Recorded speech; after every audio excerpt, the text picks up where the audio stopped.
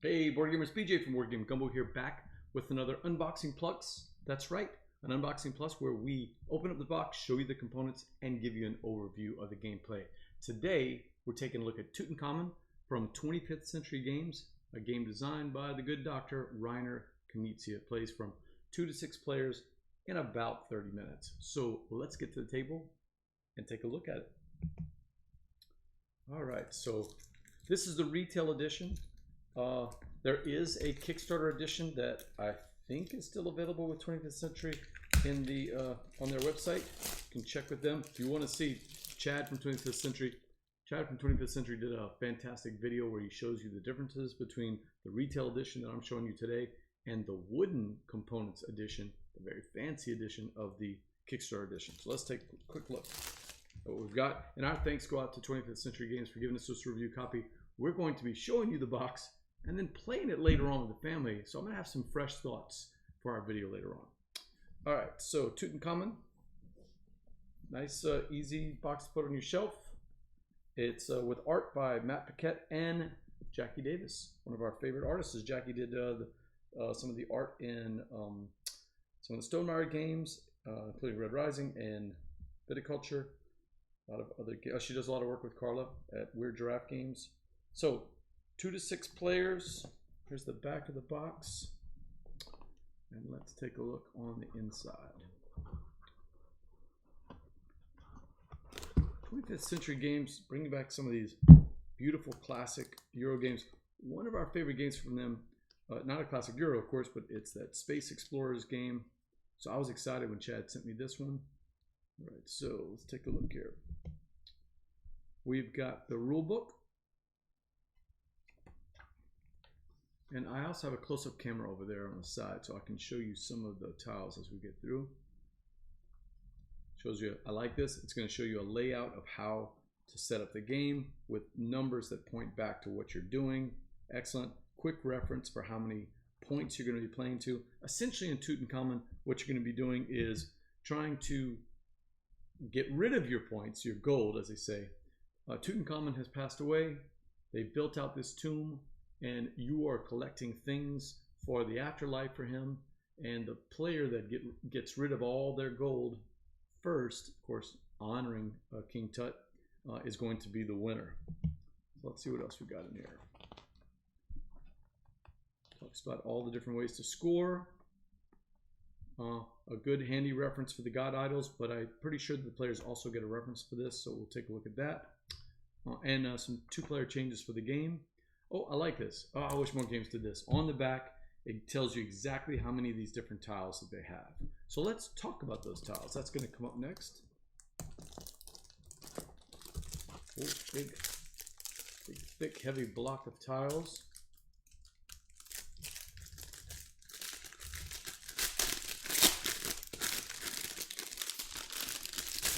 Charles hates whenever I talk over all this noise, so I'm trying to get better at that. All right, so let's look at the tiles here. Big, thick, oh, see Chad does it right. Big, thick, chunky tiles. I know these are not wooden, but they feel like there's almost wooden. Look how thick that cardboard is. So I'll show that off for you with some close-ups. Rings, and also a little ceremonial knife there. Oh, these are 25th Century. These are fantastic. I mean, these are really nice, thick tiles, and they punch out so well. So I'm gonna give you just some examples of the different tiles there. Let's see what else we got here. All the different numbers. All right, so I could punch all these out, but there's a bunch of them. Some of the other cool stuff we have here is some more tiles. Oh, these are the god tiles. Yep. Osiris, Isis, Thoth. Anybody from New Orleans knows Thoth, of course. One of my favorite parades during Mardi Gras. Thoth, which rolls through Uptown.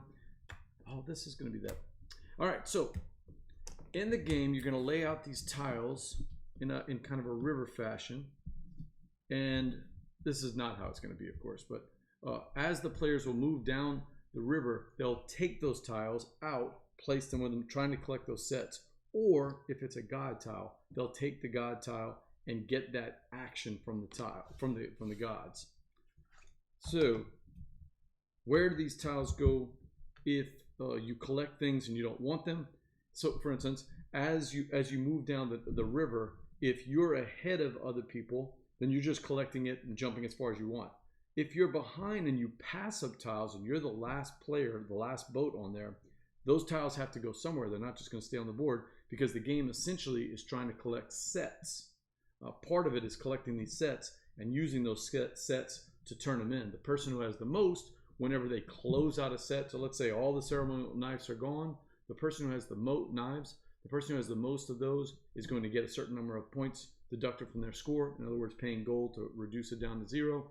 The second place person is going to get half of that. So what happens to those tiles as you pass them up and you remove those tiles? They're going to go to this afterlife portion here.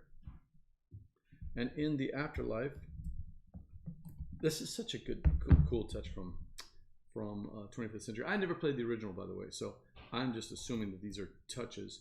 It's got these cool little statues that are going to watch and, oh, come on, BJ, let's go. Get it all the way down there. And these are going, yeah, there you go. That's much better. Look at that. So you can see we've got some visual appeal here. Let's see if I can get a shot of that from the front. Yep. We got some visual appeal here as you're placing your tiles. Instead of just placing them in a regular part, you've got that, you know, stand-up 3D effect to where the afterlife actually shows off a little bit, and it's a distinguishing feature of the board. More tiles to look at. So let's get to the box itself. The box, oh, handy dandy bags here at the Gumbo. We love when companies include bags. The box itself is going to be part of the game. So you take this part out, and as you can see, let's see if I can show you that real quick. As you can see, it's got some nice colorful art and design on it, even on the outside, and it's got numbers. What do we think those numbers are? That's the actual scoring. So each player is going to get a marker, and those markers are, let's say we're starting at 30, for instance, you know, a 2-player game, I think it's 30. So in each one of these markers are a little bit different. Let me see if I can show off some of these markers here. I'll take the tiles off. And as you can see, each one of the markers has a unique head. I mean, you know, not a lot of companies think about that in terms of a presentation like that, and that's pretty cool. Each one of the markers has a different Egyptian head or king, or it looks like actually different gods on there. And of course, when you spin your goal, you're just going to move it down, start in that ice cool way with the little picks. You'll just putting it on there. So the box itself becomes the game board. And in a really sweet touch, take a look at that. In fact, I'm going to show you a close-up of this because we got to see that. So we've got a nice box with King Tutankhamun, his tomb, and the actual sarcophagus that he would have been placed in. That goes inside it to give it just some thematic flavor. Nothing too outrageous. So, I mean, we've got this beautiful thing that just goes right into the box. Look, it's even got that gold leafing that stands out. Very nice. So we'll put that right in the middle of the box, and that gives it a lot of flavor. So, tiles we placed here, whenever they're discarded, they're not gone, of course. Even though they're in the afterlife, you could use certain god powers to grab those tiles if you're trying to collect a certain set. Let's say that you really need one of these rings, you can use one of the god tiles. So one of the different god powers will allow you to grab that and take it with you to the set. But once we score them, let's say we score up the rings, we drop them nice and neat inside the tomb. It just gives it that thematic flavor to have the game board the game box be a part of the game, and I really like that. So let's see what explanations 25th Century has for us.